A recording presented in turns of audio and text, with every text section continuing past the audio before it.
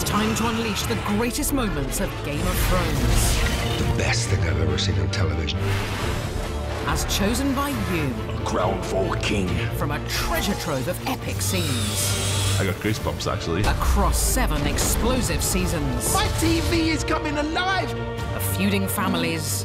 The Lannisters send their regards. And cataclysmic vengeance. These women are much more powerful than the men. Everybody has a motivation to kill. Villain or hero. Characters very quickly taken out. Death comes for all. You're dead, you're dead, you're dead. This perfect poetic justice. As ice and fire unite. Wow, that is an intense scene. The endgame is in sight. She's hardcore. Who will claim the throne? It's about survival, it's about power, it's about revenge. The results have landed. So don't even blink. I didn't see that coming. As we reveal your greatest moments. I love this show.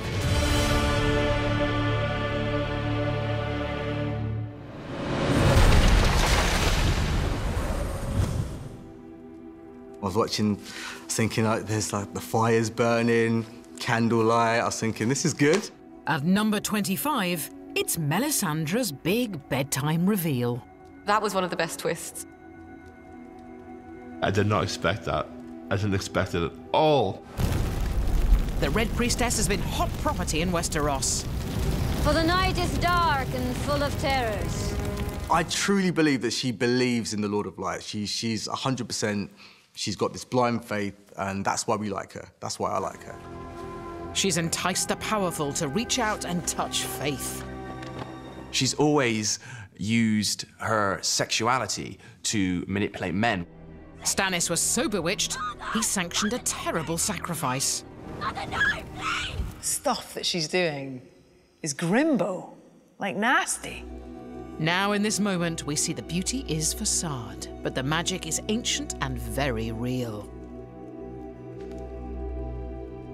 She takes off the red dress, and we're thinking, okay, where are we going with this? And then she takes off the necklace. And you see her reflection change in the mirror. What happened to the beautiful red-headed Melisandre? She's got this young figure, but behind that, she's actually a very old woman that's been alive for many, many years, believing in this god. However, I feel like that scene kind of showed us she was starting to lose faith. Not being ageist, of course, obviously old people should have sex, but it makes you wonder, like, she's getting sexy with all these young men. They can't seem to resist her, can they? Apart from Jon Snow. Undoubtedly a more powerful character with that aspect. That she can manipulate what she looks like and how she appears to people. She has like a huge wealth of experience and so much magic that she can make herself incredibly beautiful. That's very powerful. You don't know what she'd do with someone else, and that's pretty terrifying because she can have that power over anyone. You felt quite scared. You felt like, what's happened here? And cheated of the glory moment that we were all hoping to see.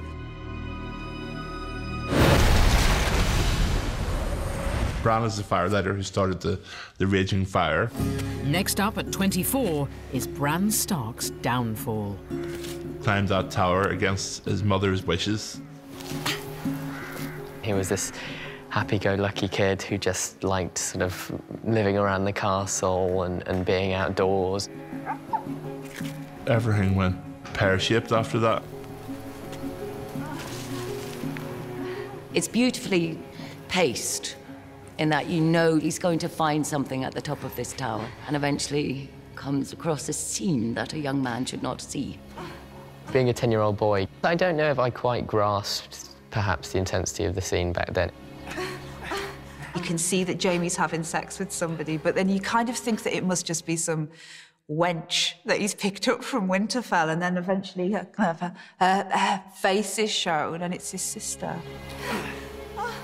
And the strange thing about he's this sugary character, but he's sleeping with his sister. Obviously, I didn't see any of it while we were filming. Stop! But Stop! yeah, you certainly got that these were strange people.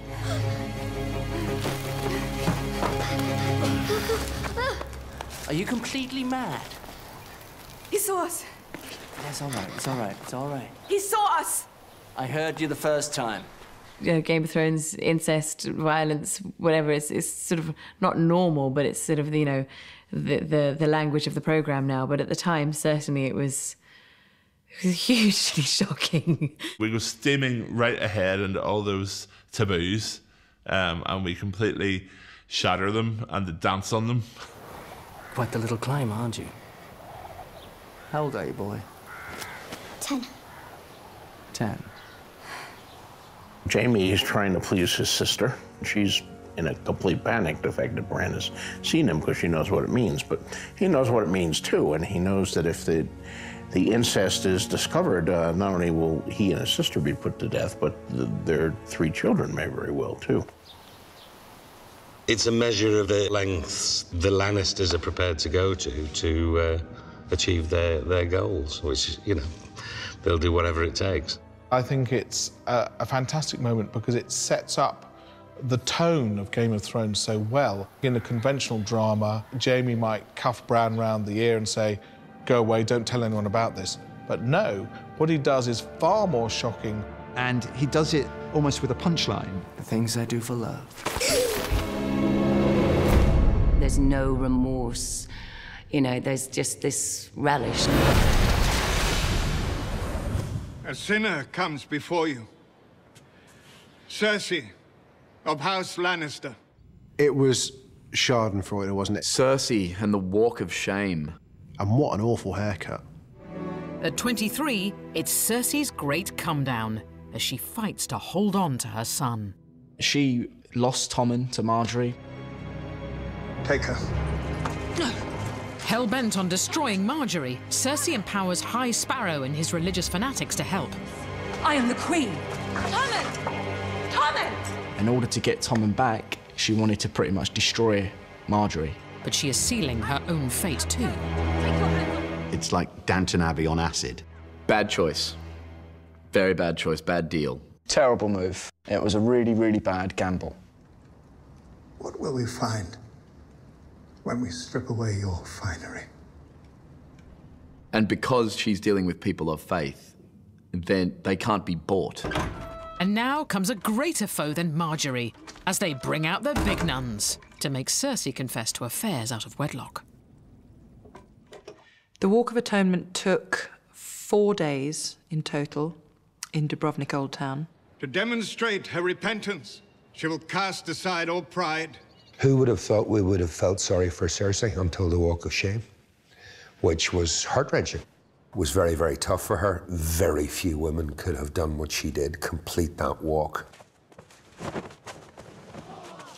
I felt complete sympathy for her and thought, and I felt absolutely zero satisfaction in her walk of shame.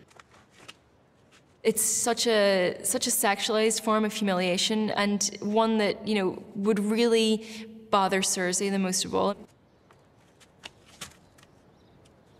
Ultimately, to watch Cersei's downfall, I mean, talk about moving and shocking. Shame. It was really, really an extraordinary piece of television. Shame. Shame. Shame. You really did feel for the absolute power at the beginning, to, you know, to being really fragile and humbled on the streets. Shame. Her subjects, the people in the city that she completely despises, has no respect for, get their own back. I hadn't expected to find it so harrowing. Shame. And people coming out of nowhere, chucking themselves at you. And of course we had to do every section twice because we had Lena acting it, and then we had a girl called Rebecca who was her body double.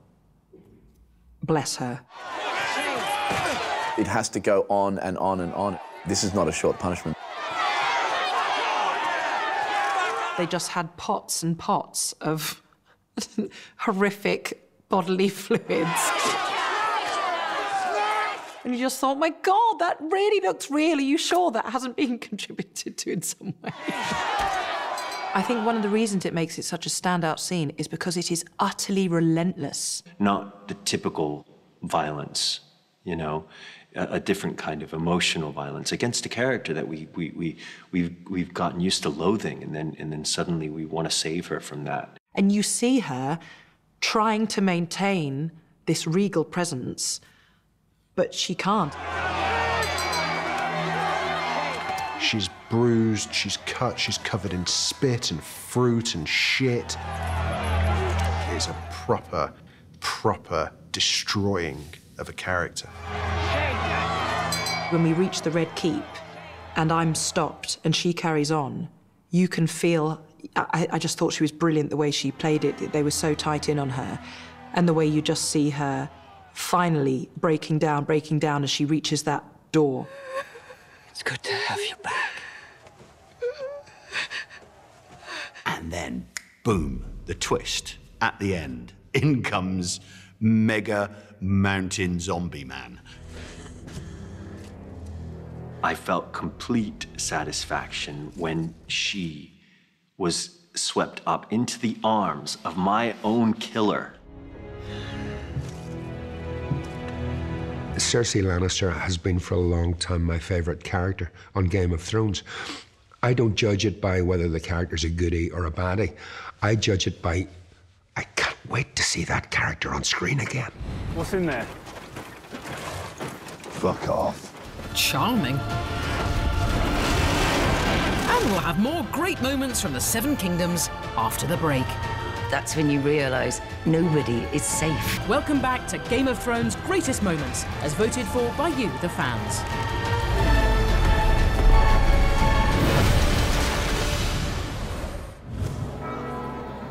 At number 22, it's the moment that redefined TV drama and stunned us all.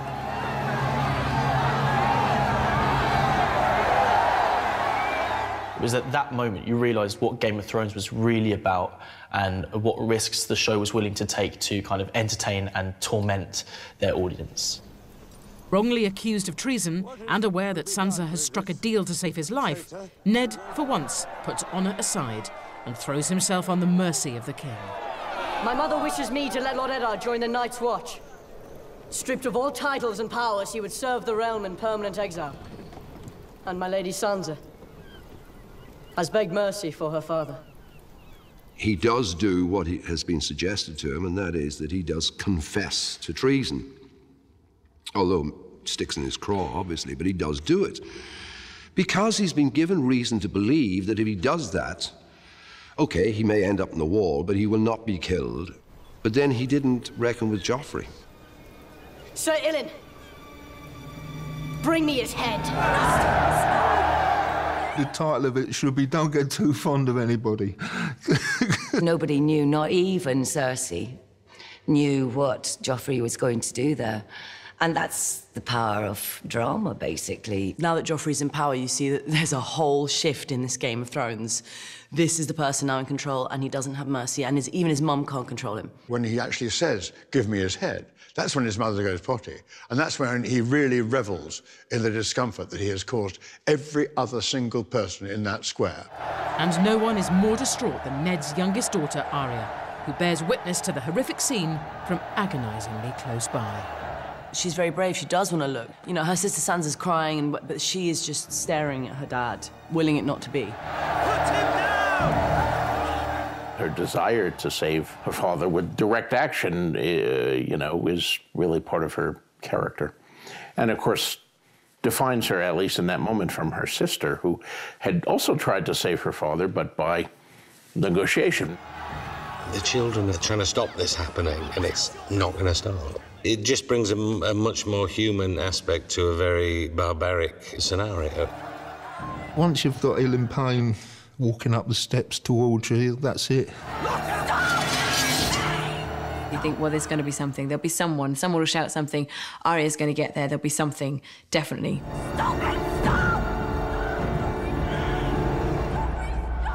This is not a, you know, a Robin Hood movie here where 3 guys are going to swing over the fence and beat the 37 guardsmen who are surrounding the merry man who's about to be hung. I try to be a little more realistic than that. That's when you realize nobody is safe in this world at all.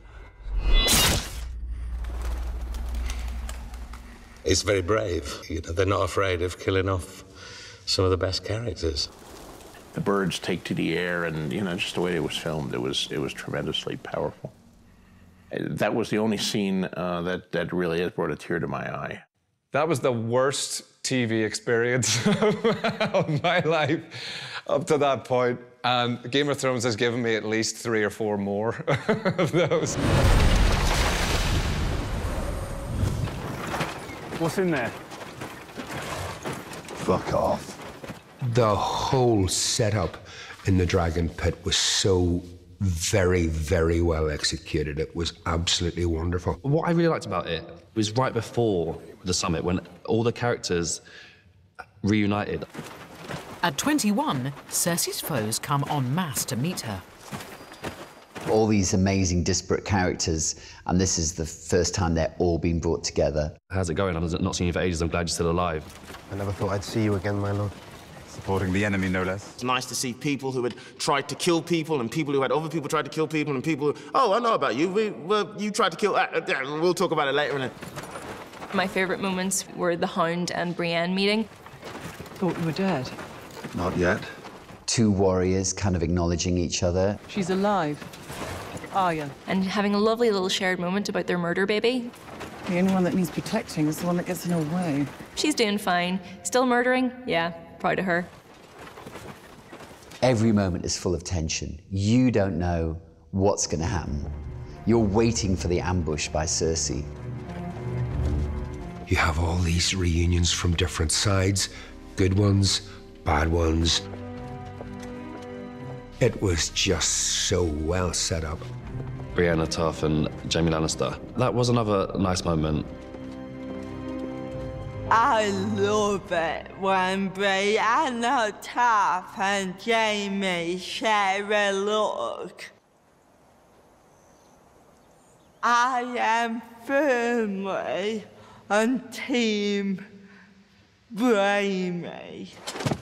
The Hound meeting the Mountain. Remember me? Yeah, you do. I liked how he went up to his brother and he just immediately knew. He just said, yeah, you're uglier than me now, aren't you? What did they do to you? Yeah, you're gonna get it. Where is she? She'll be here soon. Cersei and Daenerys coming face to face for the first time. That's, you know, the clash of titans. She was late. Everyone expecting her to come in a different way, but she gets on one of her dragons and she swans in on the dragon as if to say, hey, I'm here, look at me, you know, I am the queen. You could tell she really hates it when Dany comes in on the dragon. She's like, she looks at it like it's a little bit tacky. She was always going to turn up on a dragon. If you have a pet dragon, you're going to land, you're going to drive it into the pit. We've been here for some time. And she makes Daenerys apologise to her. Nice opening move. My apologies. It was always going to be difficult when Daenerys and Cersei kind of got together. But acidic greetings are swiftly forgotten when the allies play their show-stopping hand, presenting Cersei with hard evidence of the true peril, asking her to join them to help fight it. I didn't expect it, A, to be there, or it to still be alive, and then when the Hound kicked the box, it just started running out. That was wicked.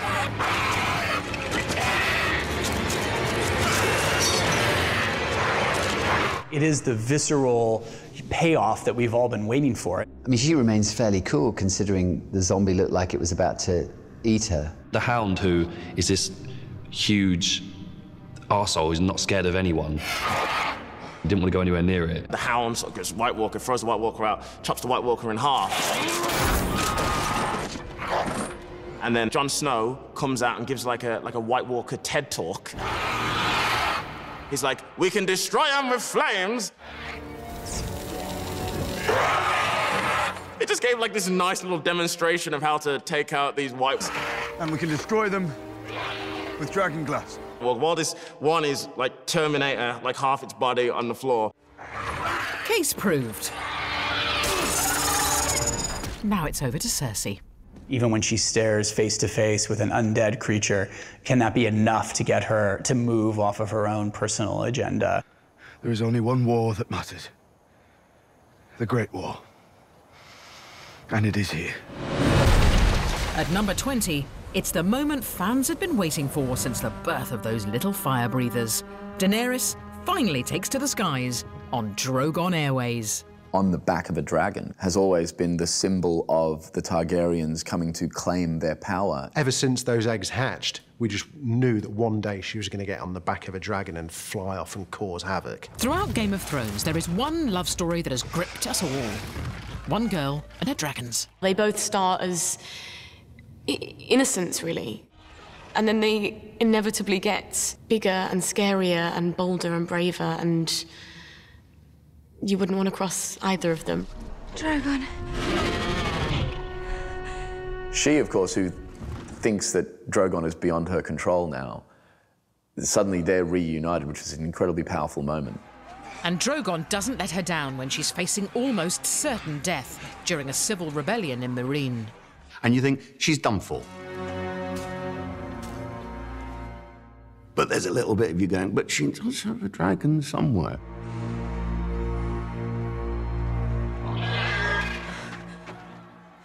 And woof, in he comes. I think for every viewer, we've been waiting for that, to see those dragons used to their full force. Classic kind of from the jaws of defeat. Daenerys has had these dragons for quite some time now.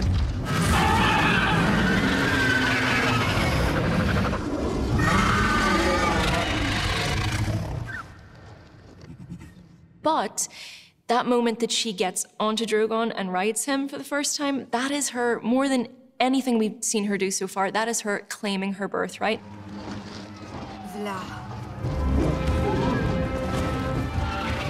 Who doesn't get chills when they see that moment? And all of a sudden, and she's flying off. Huh, yeah, it's classic. Who wouldn't want to fly off on a dragon, let's be honest? The dragon riders are what the Targaryens are all about. That is how they wielded their power. She's coming to her own, this powerful woman. She gets on one of her dragons and she's a ruler, queen of the dragons. She's a dragon rider.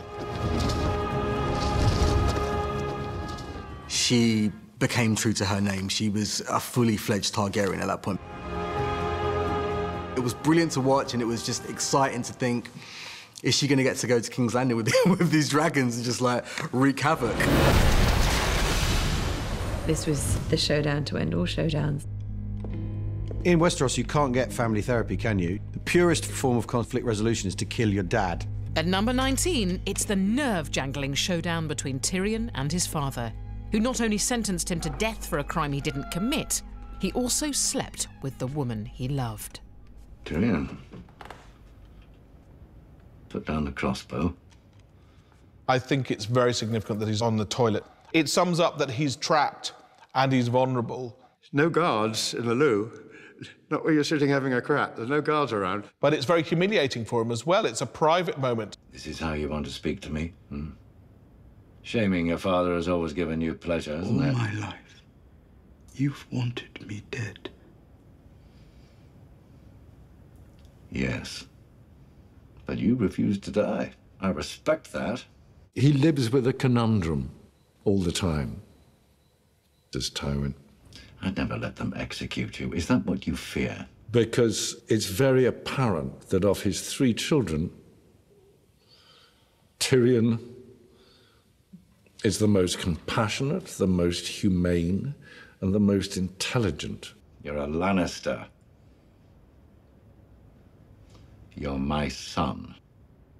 It's so tightly wound, this scene, because Tyrion's obviously, he's at the end of his rope. What's brilliant about him, he's so well portrayed, you can see yourself doing this.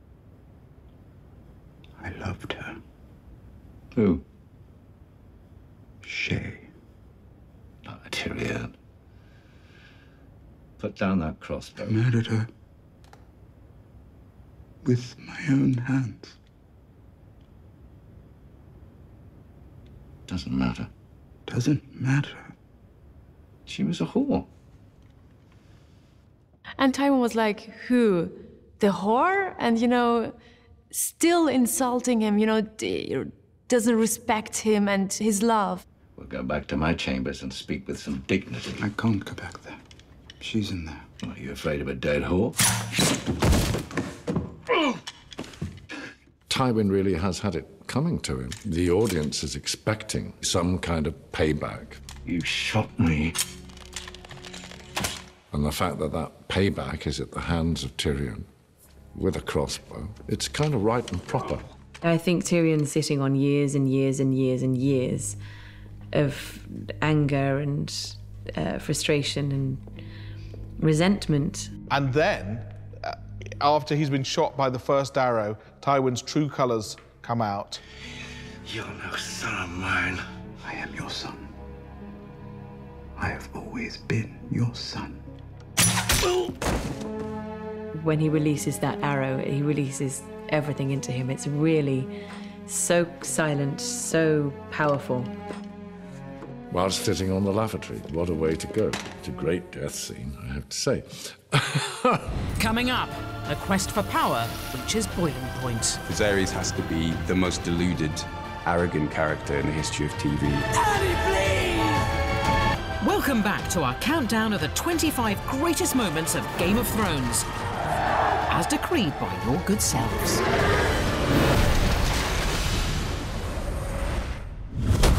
At number 18, it's Season 2's epic Battle of Blackwater, and Tyrion's tactic of wiping out the opposition in one fell swoop has almost worked.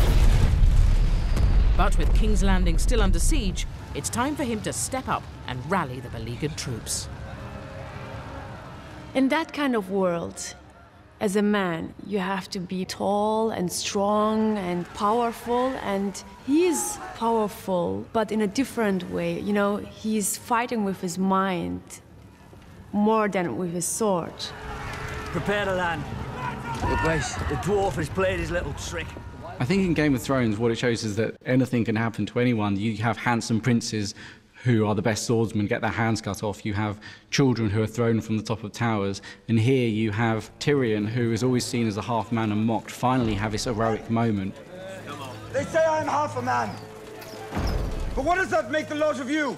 He doesn't look like a warrior, he doesn't look like a kingmaker. There's no way that he could assume the position of Tywin. But then Tyrion demonstrates that he has enormous courage. He was the best person to speak to the people of King's Landing and to get them to protect their city, because he knows what it's like to fight. He knows what it's like to have your back up against the wall. The only way out is through the gates. And they're at the gates. There's another way out. I'm going to show you. Come out behind them and fuck them in their asses. First of all, it's incredibly brave. He doesn't have to fight. There's no expectation of him to fight because of his disability. He steps forward and says, I am but half a man, but here I am standing up beside you. That's what I think like a once more into the breach speech would really be like. They're not going to follow him if he shows weakness, and he wants to prove himself as a strong man leading an army. So he has to put on a good face in order to lead the army. He's good at talking, isn't he? That's Tyrion's thing. He could talk himself out of any situation and he could sell anything to anybody. Don't fight for your king, and don't fight for his kingdoms. He's always got an intelligent thing to say to somebody or a joke to make. Don't fight for honor, don't fight for glory, don't fight for riches, because he won't get any. We don't expect to see him the leader. We expect to see him making kind of wry comments at the side, but suddenly, wow, it's him. If he gets in, it will be your houses he burns, your gold he steals, your women he will rape. I was lucky enough to be right next to him when he was doing it, and I don't know how many times we shot it and reshot it, but every time Peter did it, it was incredible. When he says these words that I wrote for Tyrion, it's just like I pictured them in my head, just like I heard them in my head when I was writing them. Those are brave men knocking at our door. Let's go kill them.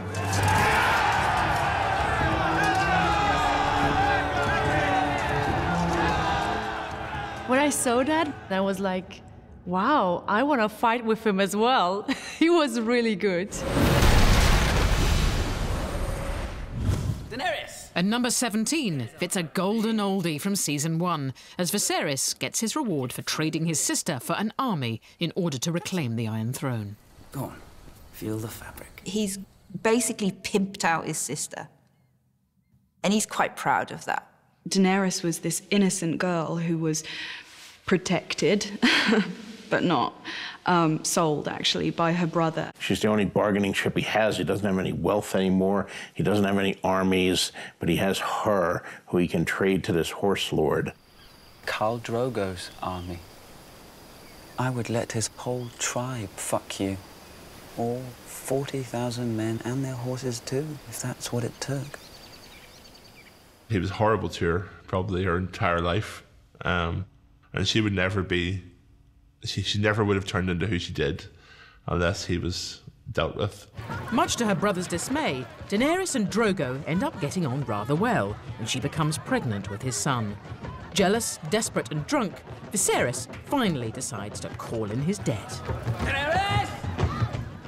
Viserys has to be the most deluded, arrogant character in the history of TV. I mean, why would you start a fight with Khal Drogo, of all people? The man is huge, and it's in his tent, and all his friends are around, so you're never going to win. Keep away from me! Viserys, please. Very often you get a scene like this where you think, oh, right, okay, it's all about to go horribly wrong. It's normally when someone asks for something they can't have, and Viserys is asking for the thing he will never be allowed to have, which is to be king. Everybody wants the power of rulership, of being a king or queen. Tell him I want what was bargained for, or I'm taking you back. And all the time we're being asked that question, who would make a good ruler? He can keep the baby. I'll cut it out and leave it for him. She's realizing and feeling this inner strength inside of her. He just completely underestimates not only Dany, but Khal Drogo. What's he saying? He says yes. You shall have a golden crown that men shall tremble to behold.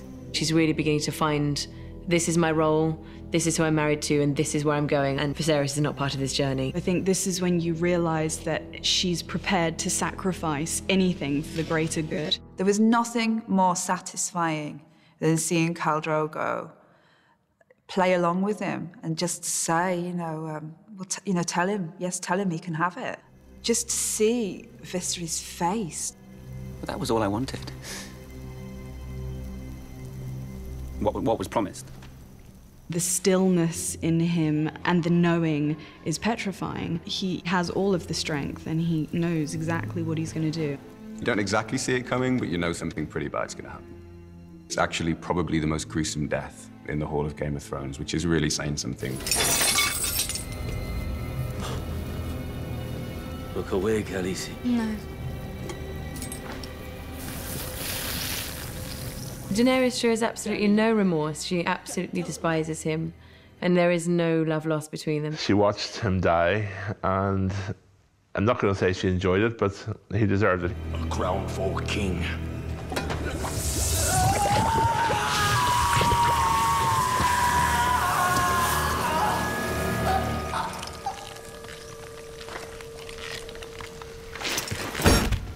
It's brutal. Even the noise he makes as he lands, I can hear it now. I love that sound as well. You know, it's dunk. His head hits the floor. It's so good. It's almost been like the Night Kings have planned this. They have waited for the dragons for this very moment. And also, poor little dragon.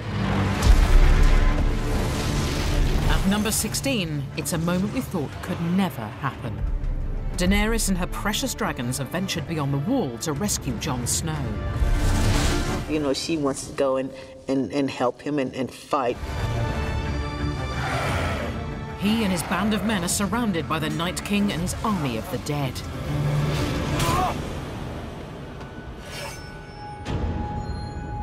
One of his generals just sort of hands him this, almost like a javelin.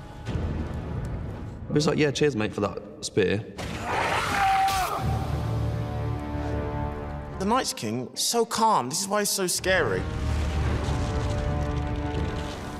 We've learned to love those dragons because we've seen them from these little tiny babies who were just hanging out on Daenerys' shoulder. And then she finally gets them to these monsters. You kind of think nobody was going to be able to kill a dragon.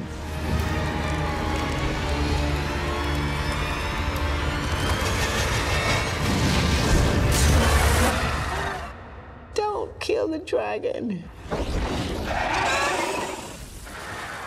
It just seemed really easy for him to just kill the dragon. He just got this, he got that spear set up and lined it up, and that was it, gone. I'm sure Daenerys' heart drops. I thought it was amazing to see and really sad. Yeah, it was horrendous.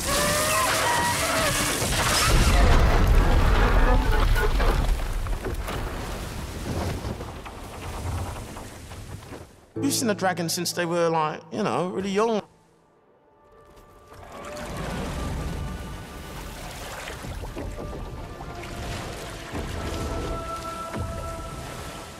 And it's so sad when you see him disappearing. Just went down and you saw the eye close, and Daenerys, she felt it.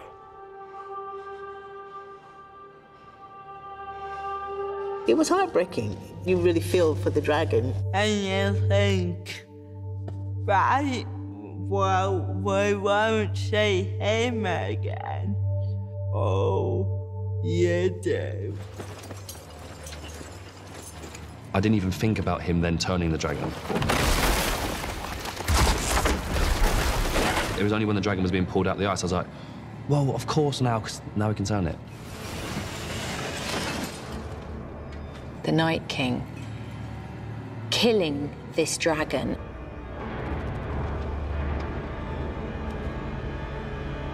And then bringing it back to life in order to kill.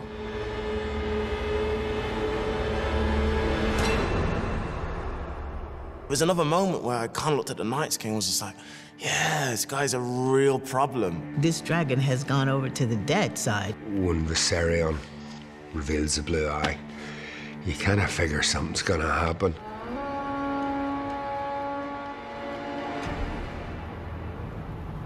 I find the White Walkers very interesting. What do they want? Why they've been dormant for such a long time and suddenly they're starting to come out of their zone. You've got a wall that I think has been standing for 8,000 years. I still thought that there would be a battle to be had at the wall. No battle, just demolition, swift and icy. And then you hear something. Well, for me, it was obvious that he then was going to be riding it. He's the Night King, he gets dibs on the dragon. He didn't show much emotion, the Night King, because he doesn't show any emotion, but I know deep down he was like, awesome, I hate horseback. Ah, yeah, woo!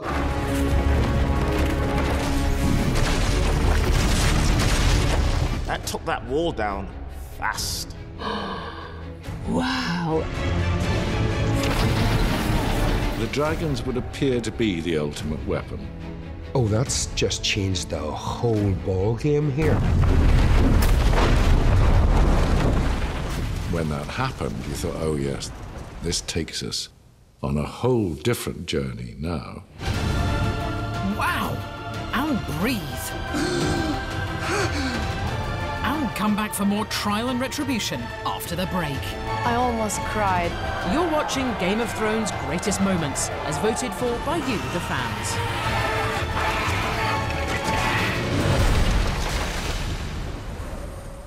It's the first time that we really see Dany take control.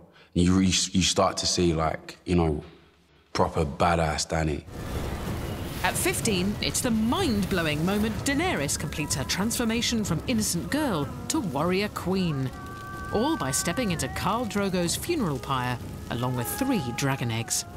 She has just burned one of her enemies, but it underlines Daenerys' newfound ruthlessness and willingness to wield her power.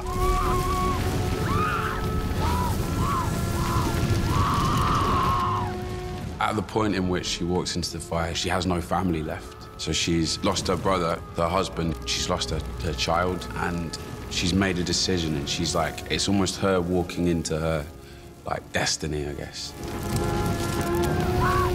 She, like in cold blood, really strapped the witch and completely emotionless, watched her scream, and I think she quite enjoyed it. I think that showed that she is a force to be reckoned with. Obviously, walking into the fire, it looks suicidal, and in a way, a part of her is dying, her innocence is dying.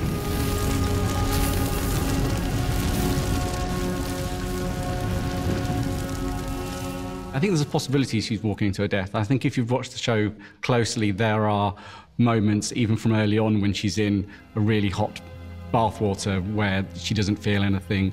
When she sees her brother die by having molten gold poured on his head, she's actually quite scornful. He was no dragon. Fire cannot kill a dragon.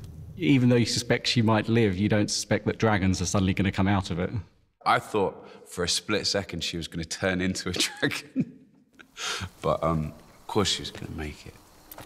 Thanks to the Targaryen dragon blood running through her veins, Daenerys survives the inferno. And when she rises from the ashes, she's not alone. What was very important when we were staging that scene is that these creatures are extraordinary creatures, the likes of which have not been seen in hundreds of years. And so when they're born and you see that look on Ian Glenn, who plays Jorah Mormont's face, that look of just astonishment, and it's as if the dinosaurs were roaming the earth again. It's as if you and I saw, you know, a Tyrannosaurus Rex, just right there. That's what this is. It drops hints all the way along that, you know, the dragons are where the real power lies. So when they emerge, you know that this is going to change everything forever. I was on set for some of those scenes that we filmed in Malta. It's all done with computer animation, so I'm seeing Amelia acting out these scenes with like a green tennis ball and a stick. But seeing them when the CGI wizards had gotten hold of him, crawling over her shoulder and all that, it was perfect. Yeah. Blood of my blood. They're frolicking on her naked body. 3 of them clearly her children. You couldn't get a more powerful emblem of the strength of this woman, and that's why all the men bow down in front of her. You don't see if she's naked or not, because you just see the power and the pride in her eyes. It was such a powerful scene. To see her standing there with the clothes that had been burnt away, she's completely unharmed, her beautiful little baby dragons. You know, it was a powerful moment. You see this adult woman in the most vulnerable position, but with this growing strength from inside, and everything's been left behind, it's been burned away. They worship her. When she's with the dragons, she is the mother of dragons, and a pretty scary one.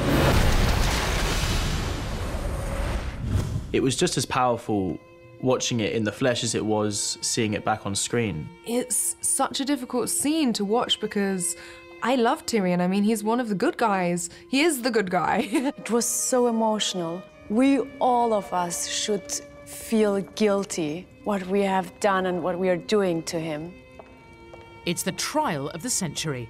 Tyrion Lannister, wrongly accused of regicide, is about to take a deal which would save his life, but see him living out his days at the Wall. But then the prosecution wheels out its star witness. I almost cried. I didn't want to do it. This man stands accused of murdering King Joffrey. What do you know of this? I know that he's guilty. He and Sansa planned together. Silence! Well, it's completely unjust, of course. You know, none of the audience believed for a minute that Tyrion is responsible for Joffrey's death. I talked to the producers and I said, please, could you just change it somehow? She really loved Tyrion. And now she's there and lying. I was his whore. I beg your pardon? You said you were his... His whore. I cried in that scene. I get emotional just thinking about it, because seeing her come in and betray him like that and calling herself a whore when, you know that she's so much more than that to him is so difficult. Shay. Please don't. I am a whore. Remember? For Tyrion, his lover's betrayal is too much to bear. It triggers an outburst which leaves the court and us reeling. You admit you poisoned the king? No. Of that I'm innocent. I'm guilty of a far more monstrous crime. I'm guilty of being a dwarf. You are not on trial for being a dwarf. Oh, yes I am. I've been on trial for that my entire life. It's absolutely right. That is what it's about. He finally has an opportunity and an audience to address what everyone has been thinking about him his whole life. And, you know, here's a man who risked his life for these people, who's always fought against the prejudice that he faces from his family, probably from everybody that he meets, and he's innocent. I did not do it. I did not kill Joffrey, but I wish that I had. Watching your vicious bastard die gave me more relief than 1,000 lying whores. Seeing him at last saying what he really thought, which we know he must have been thinking for the whole of his life. And to hear him doing that at that scene was almost orgasmic to watch. I wish I was the monster you think I am. I wish I had enough poison for the whole pack of you. I would gladly give my life to watch you all swallow it. Samarin! It's so moving and it's so powerful. It just sort of pours out of Peter's heart. And it's an amazing, amazing moving scene. At number 13, it's the moment that had fans obsessing for a year over the fate of one of Westeros's greatest heroes. Jon Snow's one of my favourite characters. He's the dude. He's the ultimate good guy, the guy who's fought so much, who's loved and lost, who has maintained his honour, his dignity. A lot of people watch it for Jon Snow's stories. I think Jon Snow's one of the most likeable characters in the show. He's the most likely for a teenage girl to have as a poster. He's the One Direction of Westeros. I feel like he is a good leader and that everyone should listen to what he says. But not only did they not listen to him, they turned on him for making a deal with the wildlings. The fact that he's done that and he's gone against like all the Night's Watchmen that have died over the years defending the wall, the core of them are hurt by that and they wanted to see him suffer. They see him as a traitor, which you see. If it was the 50th episode of Game of Thrones, we should have known better than to think that Jon Snow was safe. When I saw the cross with traitor written on it, I thought, oh, no, this isn't going to happen, is it? They're not going to kill him. And then he just gets stabbed.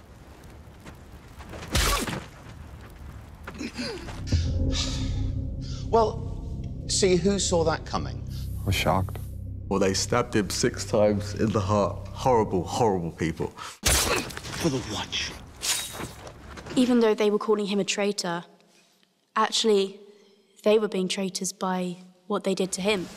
I was very upset by that. I mean, that was dark. I found it really upsetting. He wasn't allowed a brave death. It was a tragic betrayal. He gave his life to the Night's Watch, and they repaid him by killing him. Why, Night's Watch? Why did you kill him? That really hurt me, as it did with, you know, most fans of the show. As Jon's watch ended, fans anguished over whether or not he would return, eagerly anticipating the start of Season 6. That, for me, as an actor and as a person, was the hardest secret I've ever had to keep for an entire year. I love how they left it on a cliffhanger from Season 5, you know, to wait a year to find out. I think it was great how they did that. It's about the Lord Commander. The former Lord Commander. Does he have to be? It was possible to bring people back, but we don't know if Melisandre can do it or anybody that's in close proximity to Jon Snow is able to do that. I never had this gift. Have you ever tried? You can see it in her face that this God that she's believed in for many years, she's starting to kind of disbelieve in. And so it's a conflicted Melisandre that carries the hopes and dreams of everyone. Just seeing his naked body just laid out with cuts and bruises, it was really a lot to take in, a lot to take in. En Persis en Kir Persis. En Morgoth Gleison. I think she's starting to question everything that she's ever believed in. But when her attempt fails, the viewer's agony is prolonged. That little moment of defeat that Melisandre has, you know, you see the defeat travel down from thought into hand as she thinks, no, I haven't been able to do this. It's lost. The brilliance of the whole sequence of everybody leaving, it is over. It's failed. And you're kind of thinking, well, that was a waste of time. That was a waste of time, wasn't it? Jon being there with Ghost, it was a nice kind of reassuring moment, the fact that he's there guarding his master, even in death. We finally realise that it's going to work when the wolf goes, hello. And that brilliant overhead shot of him. You just sit there hoping that it's going to happen, but I did not believe that he would come back to life. And then it's just like that moment of just like, and he draws breath and you're just like, yes! And he goes, what the fuck am I doing alive? There he was. Jon Snow has returned. There's nothing we like more than saviours coming back from the dead. When he made his vows to the Night's Watch, he was theirs until he died, and now that he's died, he's free of those vows, and he can support whoever he wants to, and he can fight for whoever he needs to. Coming up after the break, a dragon and a wolf, a snake in the grass, and one man and his dog. Good doggy. Welcome back to Game of Thrones' greatest moments. We've already seen some corkers, and there's plenty more to come.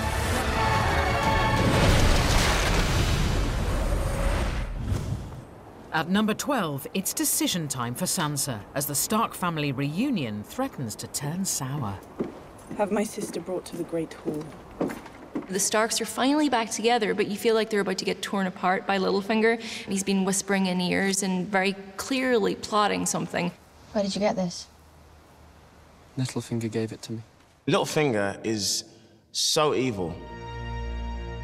You'd see him in the shadows turning up and you'd just see his little moustache. And he would just be there seeing him. He pretty much set in motion everything that's happening in the Seven Kingdoms right now. He thrives in chaos. And I think it's been his strongest tool in a way. And he used to own a whorehouse. And his latest scheme is to turn the Stark women against each other.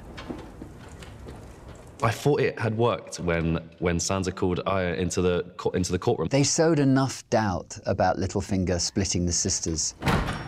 You do believe that Arya may be in trouble at that point. They've been sparring and they've been at each other's throats since they got back, pretty much.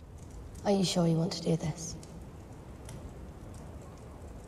It's not what I want. It's what honor demands. Don't let this happen. They've only just got back together. Are you kidding me? You stand accused of murder. You stand accused of treason.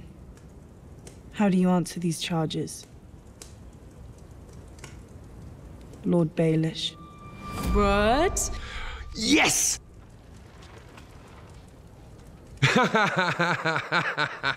It's that great moment where for once, he's at a loss for words. He couldn't believe either. What I liked about it was they pulled the wool over his eyes. Oh, they had him. We've seen him continually again and again lie and betray and accuse, and suddenly, finally, the spotlight is turned on him and there's nowhere for him to run. Ah, Peter, Littlefinger. I'm a bit confused. Which charges confuse you? That was so well set up, it was so well executed, and came as a complete and total surprise. You murdered our aunt, Lysa Arryn. You pushed her through the moon door and watched her fall. Do you deny it? Sansa lays it out ruthlessly and clearly. The conflict between the Starks and the Lannisters, it was you who started it. Do you deny it? It is thrilling to see a character who's been kind of put upon the whole way through start to take control. I deny it. None of you were there to see what happened. None of you knows the truth. My favourite moment in the trial of Baelish was when Bran gave his testimony. You held a knife to his throat. We see that shock and surprise play out on his face, and that's the nail in the coffin for him. There's no way that he can escape now. You said, I did warn you not to trust me. Bran's ability to see into the past becomes really crucial. Peter Baelish is like, oh, I didn't know you could do that. That's awkward. Please help me. Sansa, I beg you. He just immediately went to begging. He just stops and just goes on his knees and goes, oh no. Oh, please. You know, that kind of, like, right at the back of the throat begging. You know, when there's nothing, please, this has to work. Part of Littlefinger is, even when he's doing that, you still feel like he's trying to work an angle. I loved you. More than anyone. He's entranced by her, and maybe in love's too strong a word for Littlefinger, but he's certainly obsessed with her. And this whole fancy Sansa's mother and now fancying Sansa, I mean, come on, dude. But Sansa is finally ready to cut herself free from her abusive protector. Sansa and Littlefinger has been enigmatic and frequently disturbing. She was listening, she's taken all that on board, and she knows how to play a few tricks and games of her own now. The pupil becomes the master. Thank you for all your many lessons, Lord Baelish. I will never forget them.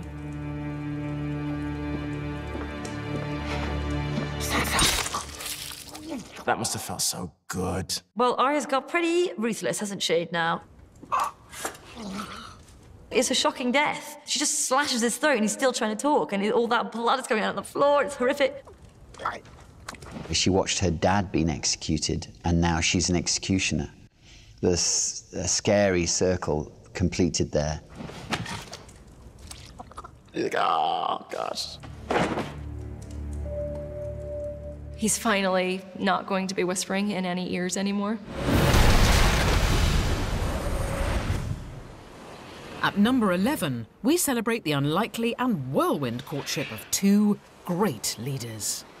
Jon Snow, Daenerys, it had to happen. They're both good people. They're both doing things for the right reasons. I think they make a good power couple, but it's going to be interesting to see who's really going to rule. I was born to rule the Seven Kingdoms, and I will. You'll be rolling over a graveyard if we don't defeat the Night King. It began with a power struggle. And they're also good, aren't they? They seem to be they're the good guys, and you sort of want them to come together and to rule the world, but they can't. It would be too perfect. Little did we know sparks were going to fly and they were going to start, finding themselves attracted to each other. And after she supported his quest to fight the dead with great sacrifice, Jon was smitten. She lost the dragon for him. Now, his heart is involved. But this is a love story with a sting. It's just typical of the show, isn't it? That you've been wanting them to become lovers, and you get the loving moment as you're totally given the information that you're watching incest right now. It's a brilliant twist, because it's so wonderful to see the two of them come together. And then, of course, you've got this revelation that they're related. The sex scene was intercut with the story being kind of like unearthed. What a fantastic reveal it was through Bran as the medium. Bran turns love detective and reveals to us that Jon is actually the son of Rhaegar Targaryen, the older brother of Daenerys. And it was like, okay, what's happening here? And then, like, hang on a minute. Oh no. Of course, yeah, incest again. You're sleeping with your now-free girlfriend. That's the thing, because it gets even sexier. So he's having sex with his auntie, and then this little brother's watching. The whole thing was weird.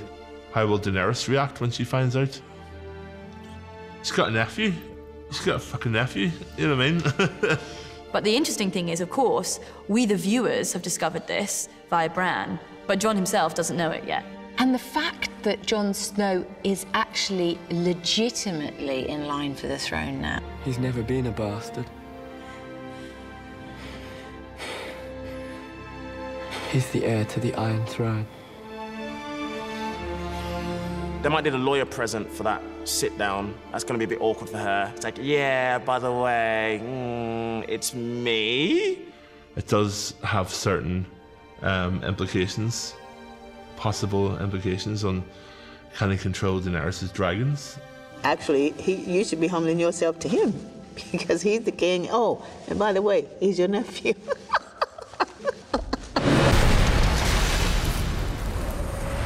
It is one of the best moments of Game of Thrones. It is one of the best moments. I think a lot of cheers went up around the globe. At number 10, it's the glorious moment that Sansa plays judge, jury, and executioner. Ramsay Bolton, the stuff he did to Sansa, he took psychotic nature to another level. Though defeated in battle, Ramsay is still cocky, still goading. Is this where I'll be staying now? He's got a brilliant survival instinct, try right until the very end. And he says some really horrible things to her, absolutely still trying to get into her head. You can't kill me. I'm part of you now. I think he had such belief in his power over her that he thought that she wouldn't be able to.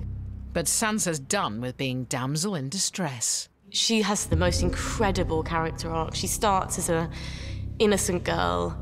She gets taken as a captive. Samarin. The fairy tale has been beaten from her by successive tormentors. Sansa has learned some painful lessons along the way. Things aren't like she's been told in songs and stories that meant so much to her as a kid coming up. She escaped Joffrey and the Lannisters, only to be duped into marriage with a greater monster. It's horrible what happens to her. I think it's brutal, horrible. Some pretty awful stuff at the hands of Ramsay, and finally, she and we get our revenge on him. Now Ramsay's time is up. Finally, she got control, and she was able to say, I'm a strong woman. You know, this is what you've done to me. It ends here. It ends here. Your words will disappear. Your house will disappear. She really has suffered a lot, and I think her core now is as hard as stone. All memory of you will disappear.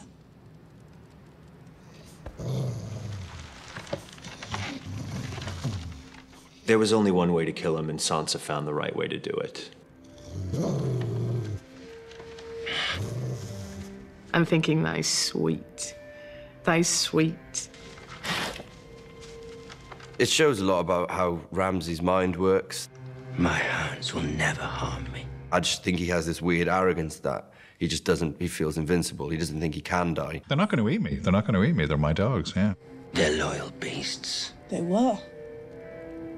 Now they're starving. And then the dogs come in and you can hear the panting and the sniffing.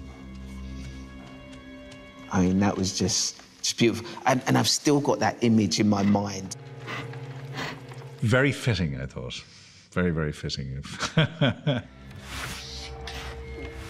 Down!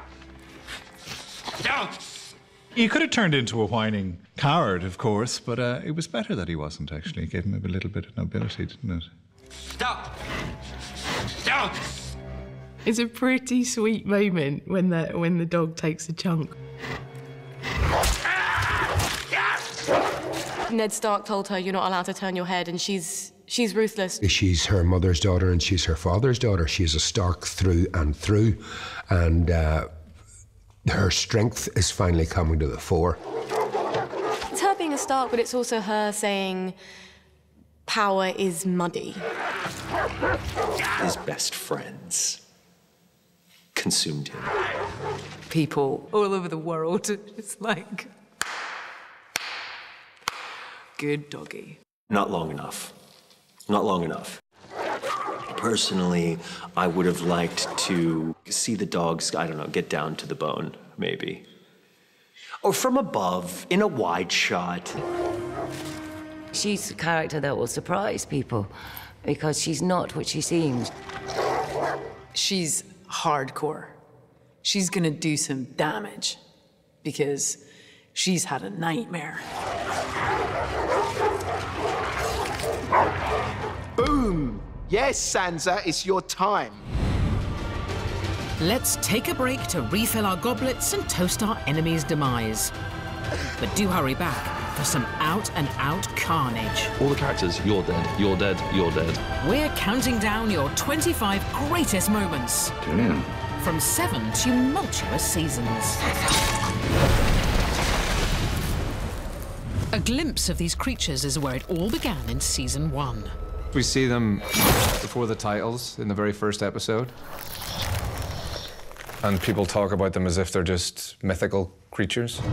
But we've had to wait until season 5 to see the White Walkers unleash their full might.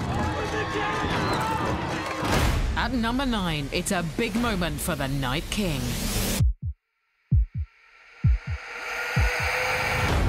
It starts oh so quietly.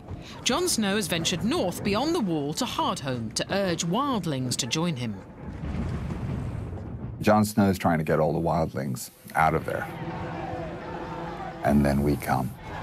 Shut the gate! There's no way that just shutting the gate is going to keep us out.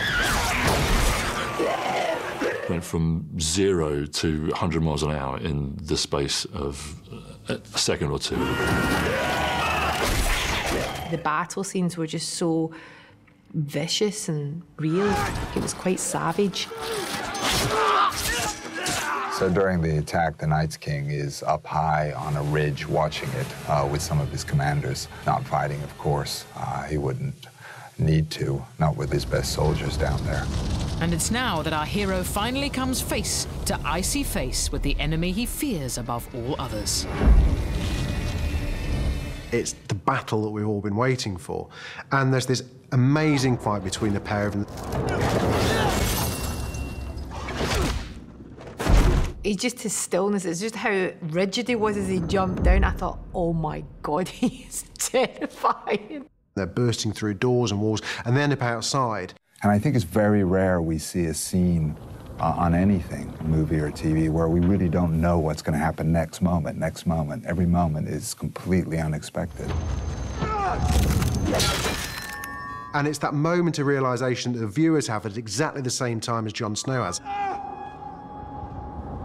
Longclaw, his sword, that Valyrian steel can kill White Walkers. That is a monumental moment in Game of Thrones, because that changes everything. The Night King sees Jon kill one of his best men. He's observing what's going on. I think it's with a look of curiosity. There's a curiosity and intrigue with who this Jon Snow character is. But it is a fleeting victory. Jon Snow is about to witness the full might of his enemy's arsenal. They're not just wandering around killing. They really are battling. They're fighters. They pile and pour over the cliff like it's just this absolute avalanche of bodies. As soon as you see the undead pouring over the cliff face, you think, this is it for everybody, or they're going to put up a hell of a fight. There's real horror in that, but what a spectacle it was too. And then all of a sudden... They're crucial to the White Walkers. I mean, terrifying. An army that will do anything. Has no fear, even of death, obviously, because they're dead. I watched it about 4 or 5 times in the period of a week and held my breath every single time. Heavily outnumbered, 1-1 the Giant smashes a path for Jon and the wildlings to escape. He just picked up the biggest flaming log he could and started using it. hitting whatever he could as fast and as hard as he could. Then, as Jon is forced to beat a retreat, old Blue Eyes ventures down for his curtain call. That great moment at the end where I raised my arms. When I read that in the script, it gave me goosebumps.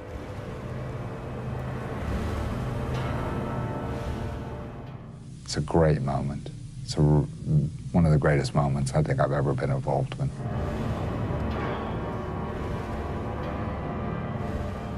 He very deliberately is looking at Jon Snow, and he does this. Come at me, bro, kind of moment where he raised his hands. It was amazing. Absolutely amazing. Well, what more terrifying thing can you see than a whole new army suddenly come from the bunch you just killed? It's a challenge to Jon, and look what I can do. How do you fight that? He's seen the real enemy, and there's a lot of them, and they're coming. You don't have a chance. If you're gonna deal with Cersei, you've got to take her out. High Sparrow wanting to have this whole trial to get her to be judged, that's just not happening. That's not happening. You saw her walk of shame. At number 8 comes the Exocet payback. You know, you make her walk like a third straight, you kind of have to watch her back. To be prepared for her to strike back. Cersei's meant to go to her trial. You see Tommen looking really nervous. Marjorie getting ready. It's just so elegant and so intelligently structured. They are the bells of doom. It's like a heartbeat banging against our eardrums. It's daunting. Gathered in the High Sept are the Tyrell family and High Sparrow. In fact, all who have crossed Cersei. Then the no-shows begin. Tommen wanting to leave. I'm late for the trial. The Iron Giant that's like, no, not going, kid. Even he must have known at that point that something was up. And there's only one person who could construct something, and that would be his mother. Once the Queen Mother's trial is concluded, Brother Loras is free to leave. And where is the Queen Mother? High Sparrow obviously didn't know who he was dealing with. Go to the Red Keep and show her the way. That whole moment when Lancel spots the kid. The score as it gets sort of operatic.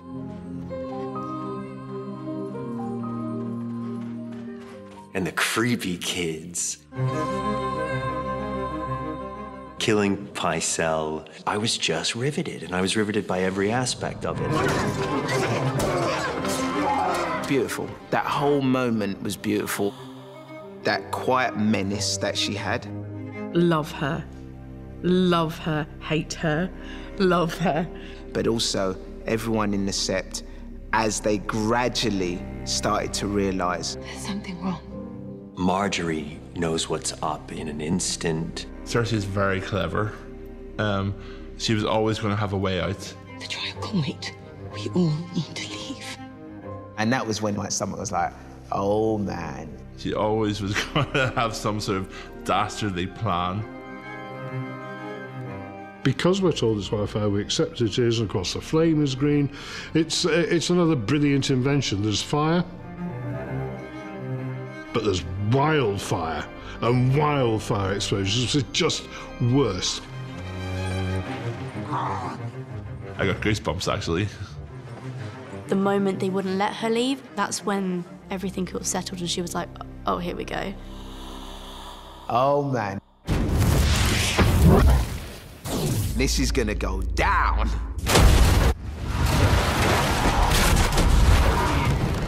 That was brilliant. The Lannisters, they do revenge in a big way. It's Rewenge plus.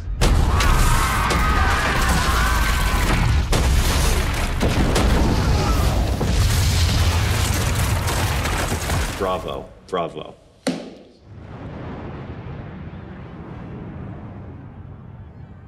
Pure victory, isn't it?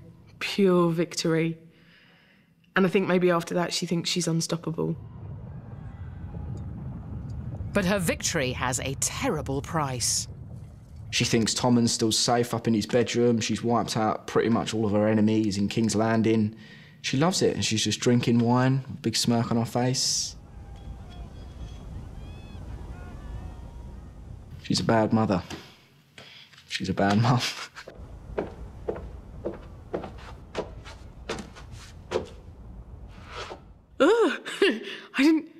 I didn't see that coming. I didn't see that coming. The king is dead, but now it's long live the queen.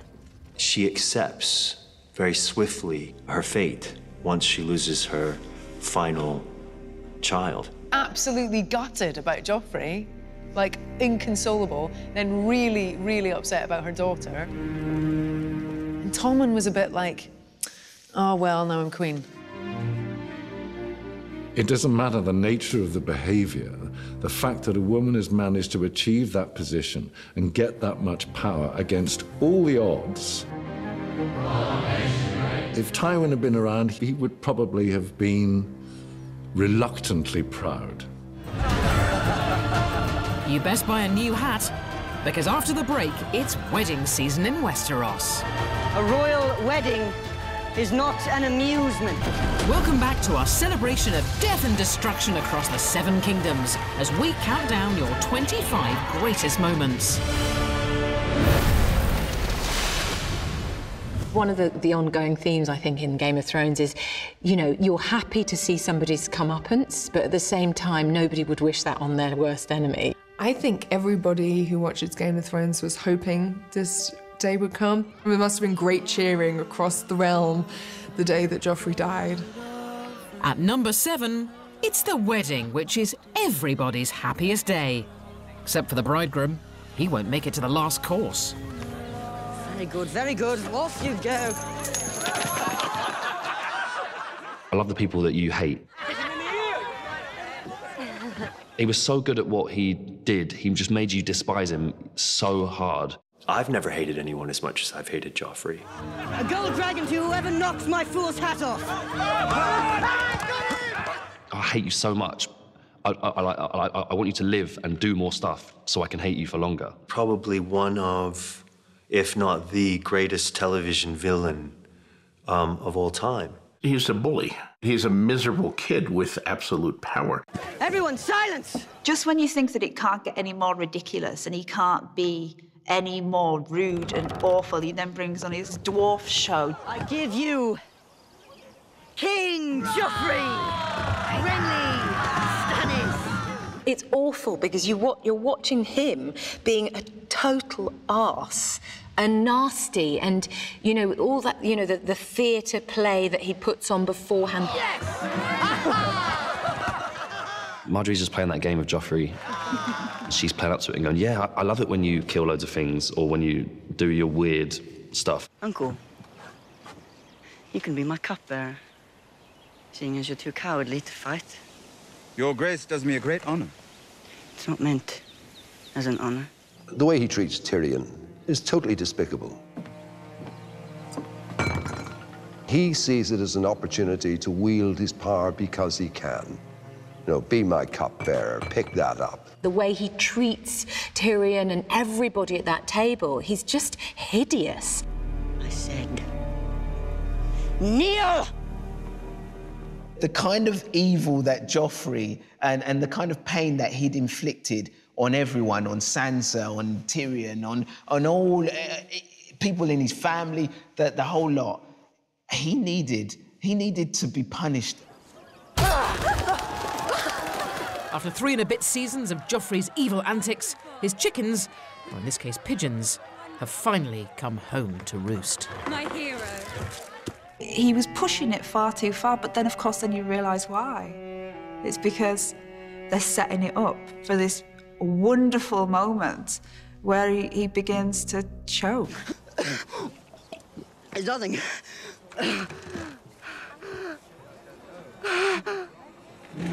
He's choking! Help the poor boy! When I saw it, I saw how brilliant it was. It wasn't slashing of a throat, it wasn't anything like that. He didn't have his hand cut off or anything like that. It was a very, very, very, very painful 45 seconds for him. Well, the death of Joffrey was really exciting. I thought it was absolutely magnificent because it obviously really hurt.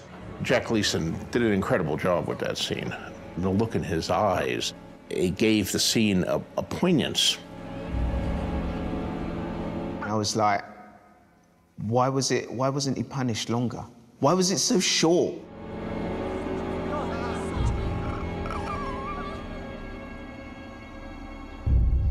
Maybe we weren't meant to be satisfied by his face turning purple and Cersei weeping over the corpse of her dead son.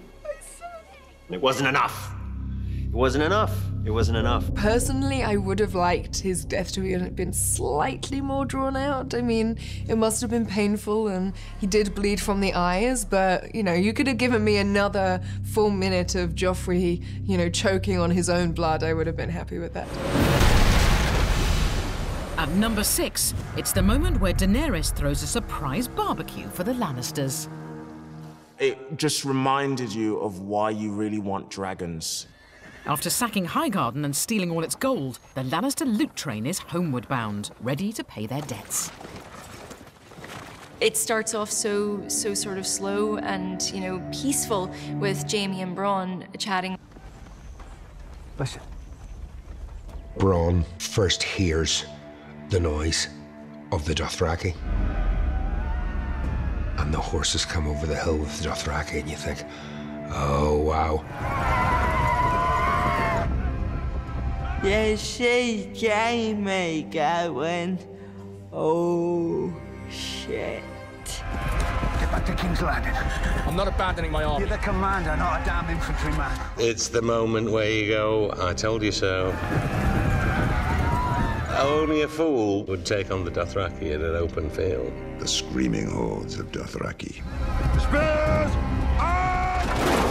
Those poor Lannisters, I really wanted to feel for them. I wanted you to know that they were the best kind of Roman army. They were organized and they were strong. And then those Dothraki come. Well, it's alarming. I mean, that lot comes over the hillside, you know, hundreds of them whooping and yelling. They're coming at tremendous speed, slaughtering everything in their path. And that's just the Dothraki. That's without a dragon. Over the top of the hill comes this bloody dragon. You think, oh my God. What is this?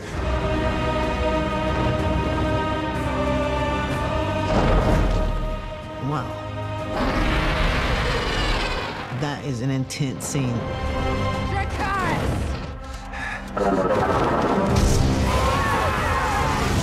It was so bad, I actually started to feel sorry for some of the Lannister soldiers. Because I don't think they were that aware that there was going to be a dragon. It's just a 1-2 punch that these poor guys can't take. And they're running, but there's nowhere to hide because the dragon is just slaying them with all this fire. Daenerys attacking the train shows her cunning and her strategy. And it's a brilliant move, but it also takes her into danger. I love Daenerys Targaryen. She's one of my favorite characters. It's almost like the further people are pushed, the more they stop thinking about the individual consequences of their actions and they start going, oh, well, maybe we're gonna have to kill all these people to get where we need to get to. When I saw Daenerys, I'm like, that's my girl. Everything literally going up in smoke. It's like bringing an F-16 to a World War I battle. You know, it's true. It's a weapon of the future. This is one of the first times we're right down there in the middle of battle when there's dragon fire everywhere. But the Lannisters have a special weapon of their own. Captain Scorpion is over there. Go get it, then. I can't shoot with one hand. Tell you who the MVP was. Bronn. Bronn was the star of the show. Bronn gets on the Scorpion. Which, to be honest, looked like it should have been manned by maybe 10 people. It was so big. I'm like, I don't want Drogon to get hurt, but I don't want Bronn to die. It's real edge of your seat stuff. Come on, you fucker. You care about members of both sides in that battle. Boom! Daenerys' dragons are not invulnerable. They didn't kill him, but his bloody nearly did. When Tyrion arrives mid-battle and looks out on this incredible scene of carnage, he's all of us at home watching. He wants to root for his queen, but then his brother's down there too. I don't think Tyrion has been in a more difficult position in his entire story than watching Jaime during this battle. Daenerys is there next to the dragon, and then Jaime Lannister sort of thinks, oh, this is the moment. Flee, you idiot. You can see the pain on Tyrion's face, the fear, as Jaime charges Daenerys. And what he says to him. You fucking idiot. He's terrified and he thinks he's going to lose his brother. He's there riding, and Daenerys just looks at him, and the dragon's like, not today! Whew. It was fantastic. Jaime, what are you doing, mate? Like, I wouldn't have even done that if you had two hands.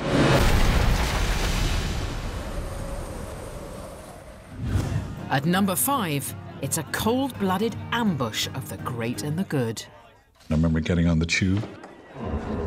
The whole first page 2 and 3 were pictures of the Red Wedding, and everybody on that carriage was reading about that. It was amazing. I came out of the room I was in, and I just kind of walked through it. Everyone's like, what's wrong? I was like, I've just watched the Red Wedding. We're like, we're about to go on stage. I watched it in my room and it was pitch black. I think I went outside because I just needed sunlight. I just needed some daylight to sort of cleanse me. Having broken his pledge to marry Walder Frey's daughter, Robb Stark makes amends by offering his uncle Edmure to marry in his place. Caitlin and Robb and his wife and all the others, nobody saw it coming. There's almost like a seed of hope within her heart at that point, that possibly they've taken a turn for the better. The first moment that initiates the change of thought for Catelyn is when the band strikes up. If she was an animal and she smelled blood, this was the start of it. What is going on here? The tension is built so brilliantly in that scene. It really is. There's something not quite right. I feel I've been remiss in my duties. The more bonhomie he exudes, the better, and there's the hospitality, and underneath is bubbling this, he can't wait for the moment. He almost taunts Caitlin, doesn't he? He knows it's about to happen. Roose gave her the weirdest, like, kind of like,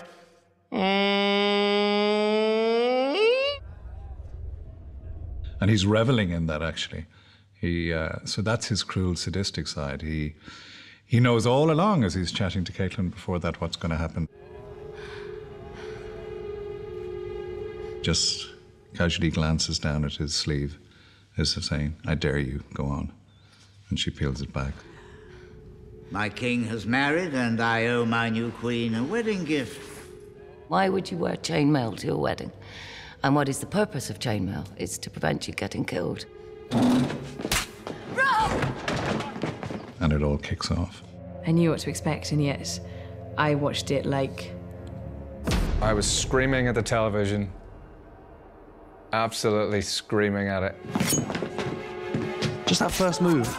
Bosh. Loads of times. No one's safe. All the characters, you're dead, you're dead, you're dead. It's insane. Everything that we've come to expect and love from Game of Thrones. The whole goal there was for me to build it up to the point of most jocular, most happy, and the most powerful moment, and then pull the rug out from under the audience and actually hit them in a way that they'd be emotionally scarred by that, and that was my goal. It was a bit of like dinner time theatre for him. It's the cruelty of it, and it's the relishing of it, and it's the fight for survival right up until the end. There's still something honourable and powerful and wonderful in that grief. Lord Walder! Lord Walder, enough! She's just visceral, isn't she? She's wild. For her, it's not even about her own life at that point. Let him go, or I will cut your wife's throat. At every stage of this scene, you think there is going to be some kind of bargain here. Maybe there's some hope, maybe there's some redemption. I'll find another. It's as easy as that for him. Just as simple as that. It's just wonderfully heartless, but it has a certain wit about it. Mother, the Lannisters send their regards. Yeah, one of the most famous lines in the whole show. I'm just going to let you know this information just before I kill you. And it's swift and it's brutal. And the only point that she goes, fuck it, is after she watches her son get killed.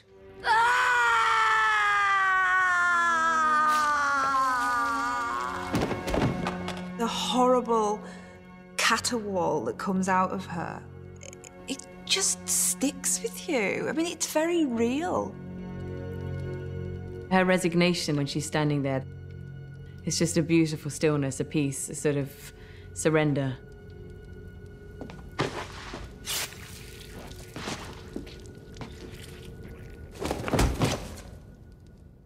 Extraordinary TV. So much loss, so much pain. And we've got absolutely oodles more for you after the break. It's anguish. Utter anguish. Welcome back to the cruel world of Westeros and your greatest moments from 7 series.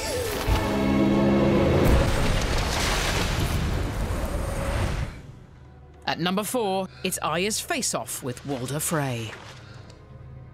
She's been waiting for such a long time. Such a long time for her revenge. The mountain. Walder's a big scalp on the orphans' kill list for hosting the Red Wedding's slaughter of the Stark family. Walder Frey. She's there at the Red Wedding, she's outside. Powerless that night, it would take 3 seasons of savage schooling before she'd be back to play assassin.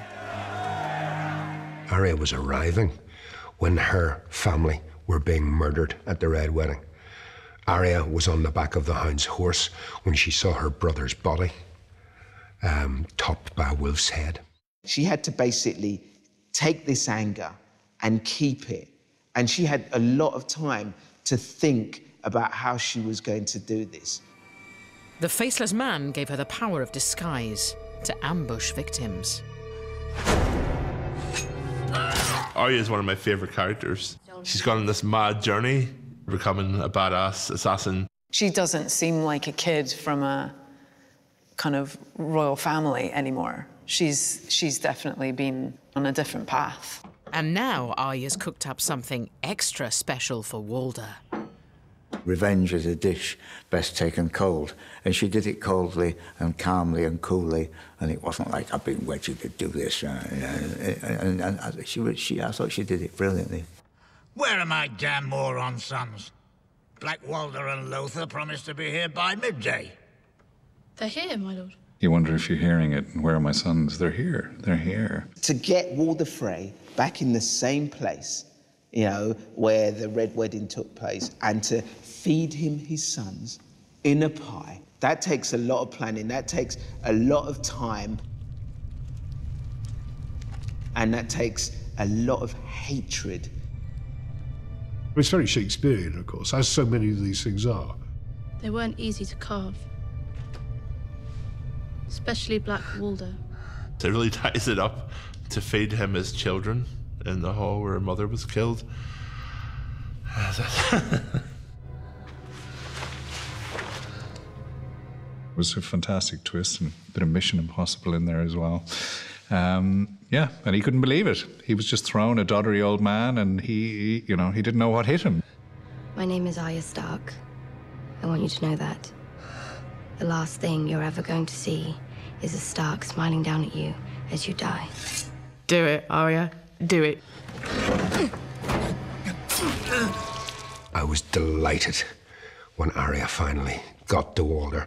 I wasn't expecting it, but it was like for like. There's no doubt about that. I liked the fact that there was so little dialogue. He didn't get to do a farewell gurgling, ranting speech or anything. The thing about Game of Thrones, even the really good people become quite twisted and psychotic. I literally cannot wait now for her and Cersei to face off. I can't wait. I I'd never heard the term trial by combat, but I didn't realise you could have other people fight for you. Trial by combat, you can get someone to fight for your honour, so whether you're wrong or not, as long as they win the fight, that's what matters. At 3, a masterclass in the perils of taking your eye off the prize. It's the Mountain and the Viper. Tyrion is on trial for killing Joffrey, which we all know he didn't do, right? Tyrion's life now rests in the hands of his champion, Oberyn Martell. He's the Red Viper. He's an amazing killer. I always drink before a fight. It could get you killed. It could get me killed. But I mean, if I didn't drink, I wouldn't be, I wouldn't have been agile. Today is not the day I die. Ilaria has total faith in the Red Viper, her lover's powers as a fighter. But the minute she sees the Mountain, she doubts it. You're going to fight that? I'm going to kill that. With the Mountain representing the crown, the odds are stacked against Tyrion. He was enormous! I think she suddenly has a sort of a flash of what could happen, what might happen. Don't leave me alone in this world. Never. Then you've got this great little fight against this little guy who's a little bit too cocky and this giant guy who's a little bit too angry. Have they told you who I am? Some dead man. Oberyn has a massive grudge against the families. I'm going to hear you confess before you die. You raped my sister. You murdered her. You killed her children. Say it now and we can make this quick. The one thing that he's ever lived for is to avenge his sister's death.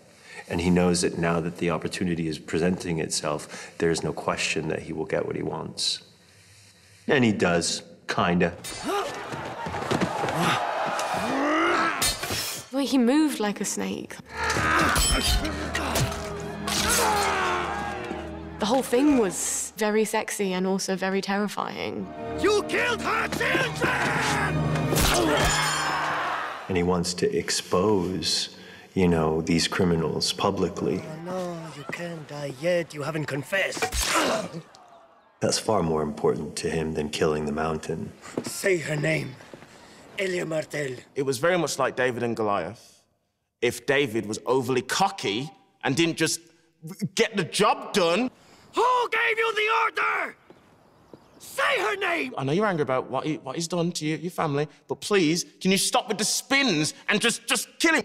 Say her name. He just got cocky. In that last minute, he got cocky. And I think the problem is they were cocky. They are cocky. If this was nowadays and he would have pulled out like a selfie stick and tried to take a selfie with him, like, hey, I beat him. Like, he was doing all of that sort of stuff. By this stage, you know very much what show you're watching, so you're expecting it not to go well for the Viper because he's talking too much. So from that point on, I thought, oh, God, just shut up, get him, kill him, please stop, please don't do it. Say it! I'm like, no, I can't watch. I'm like, no, I can't believe it's going to happen, please, please. Yes, this smashing his head. We all know what happens next. Oh, God, it's awful. Elia Martell. For him to actually tell me what he did to her right before he crushes my face. I killed her children. Then I raped her. It's that darkness that it sends you to bed with at night that we all seem to love. It culminates in a piece of excessive violence. I mean, a man's head being squashed like a melon. Then I smashed her head in like this. That's quite a lot of energy to do that disgusting thing.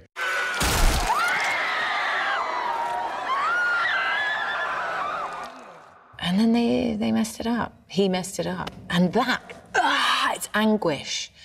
Utter anguish. That's one of the fantastic deaths, I have to say. I'm sorry. You're hereby sentenced to death. It wasn't the wine, it wasn't the helmet, it was the blah, blah, blah. Grab a quick snack, but come straight back because we're about to reveal the #1 greatest moment in the whole 7 Kingdoms. That was the most cinematic thing I've ever seen on television. Welcome back. We're closing in on the top spot. But first, let's find out what you voted the second greatest Game of Thrones moment. At number 2, dig deep for pain. It's the big loss of a huge fan favourite. Hodor has been such a great person. He's been a great character. He's been a great servant to Bran. Obviously, Game of Thrones is a world of sort of hate and fight, and Hodor's just Hodor. It's just all for the love. It's great. He's the only innocent character there, I believe. I think he had no agenda. Hodor. It's all right, Hodor. There's a character that is wholly good and deserved absolutely nothing of what happened to him. But Hodor wasn't always known as Hodor. Willis, come here. Which we discover when Bran is taken back to Winterfell of the past by the three-eyed raven. Hodor? Not always a man of few words, he was once the Stark stable boy. If there's any character that needed, further delving into their backstory, it was Hodor. And what a backstory it was. And lose it when he's going to dodge me, lady. Hodor talks. It was so compelling because we've been tracking that relationship for so long, and those two have really been this beautiful allegiance. But while Bran is enjoying his history lesson, the White Walkers have come for him and have arrived en masse. They have evolved and they are getting bigger and stronger, and there are more of them against us, and it's terrifying. Oh, I don't like the Night King. Does anyone like the Night King? He's a bastard. Yeah, I mean, he's an incredible character. So scary. Get Bran and run! It's got action. It's got gore. It's got sadness. You know, it's got pretty much everything that we watch Game of Thrones for in that one moment. It is literally my favourite moment of the whole show. I mean, it's wicked, and it reveals a big secret. You have to wake up! We need Hodor! Hodor! Bran is unaware of what's going on. Bran, we're all gonna die! Bran, wake up! I think that's just terrifying. Skeletons falling from the ceiling as White Walkers killing the three-eyed raven. Leave me.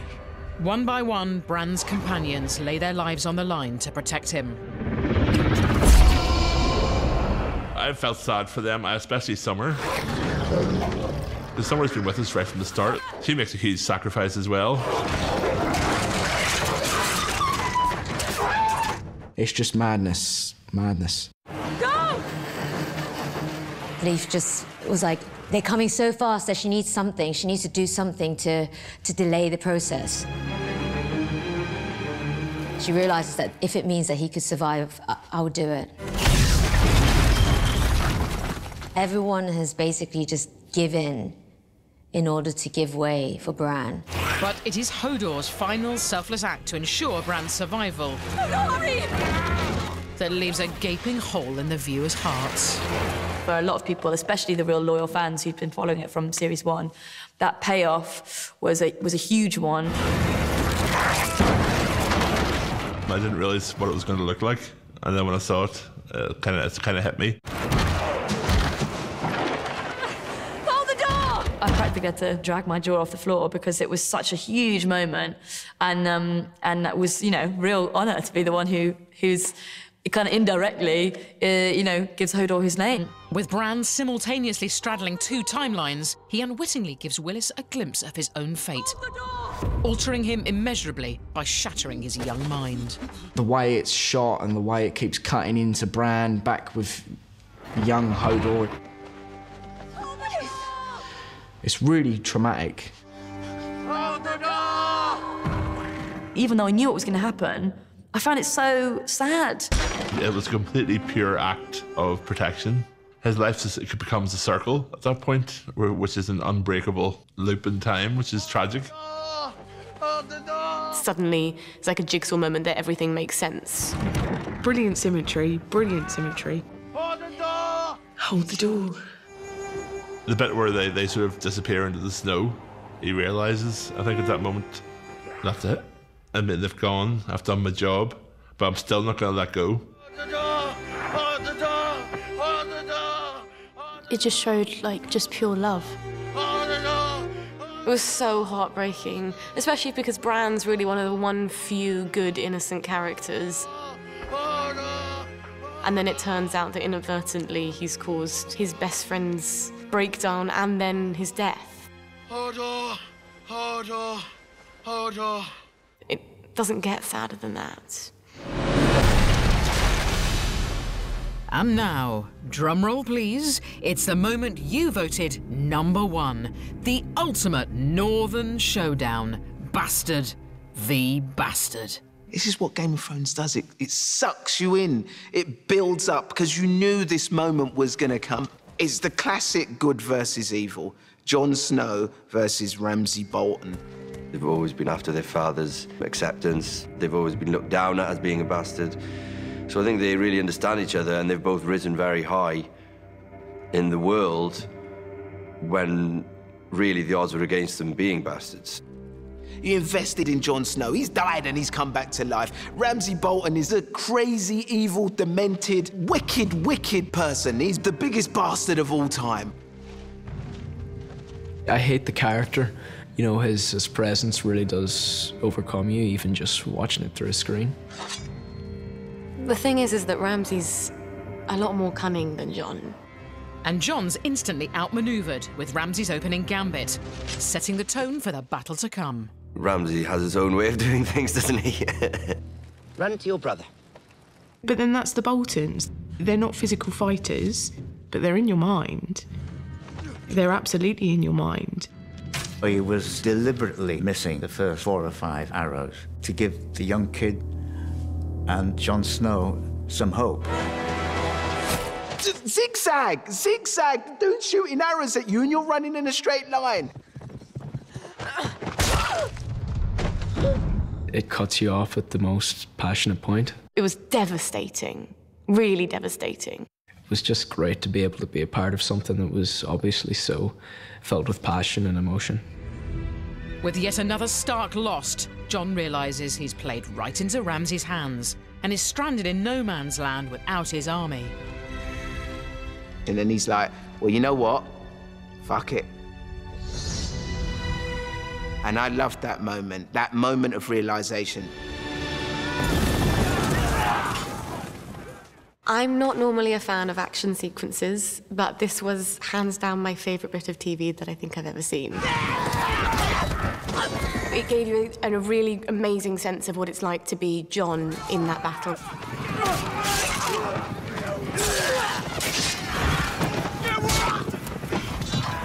They're ripping heads off, they're stabbing each other. Horses are coming at Jon Snow. That was the most cinematic thing I've ever seen on television. You could really understand what battle meant. You read about big battles where the bodies are piled on, piled on, piled on. And it's just like, for me, it was like the idea of being in a battle like that. It was just a nightmare. I'm sure a lot of people perished in that way. And then, terrifyingly, the Bolton forces outflank Jon Snow's and enact the crush. When they surrounded them, and then they started crushing them, I thought, this is it.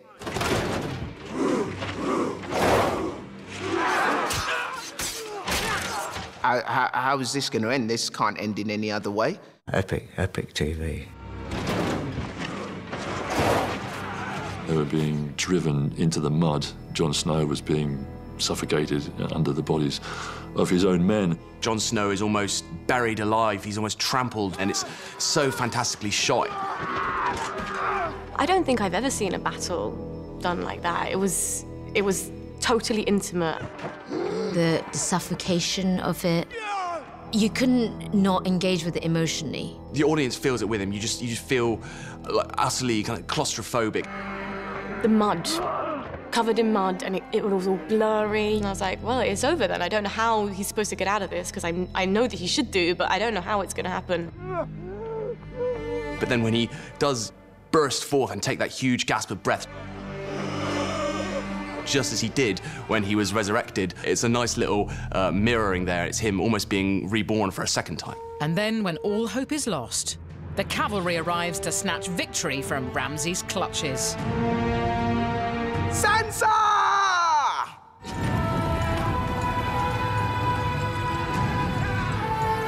I think what was genius about that finale was that no one saw it coming.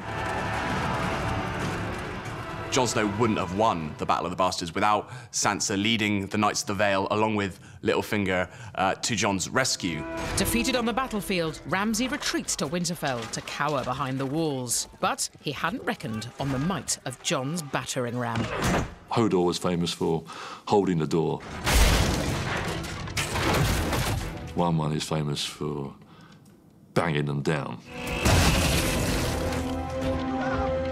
He knew he wasn't going to make it past that battle.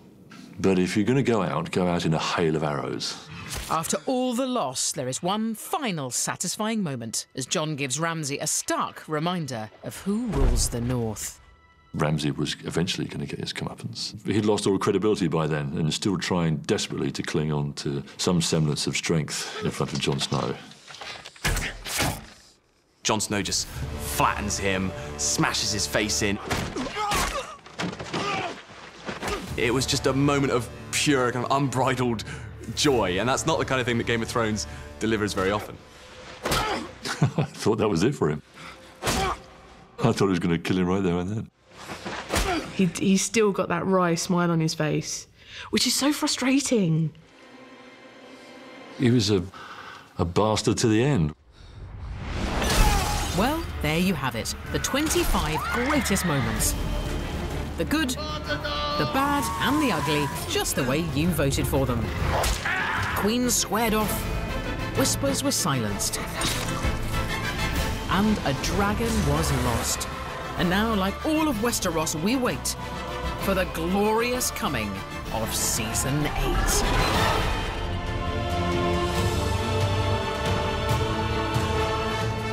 The end is nigh. I know, but the good news is you can start it all over again and watch the first 7 seasons of Game of Thrones with Sky On Demand.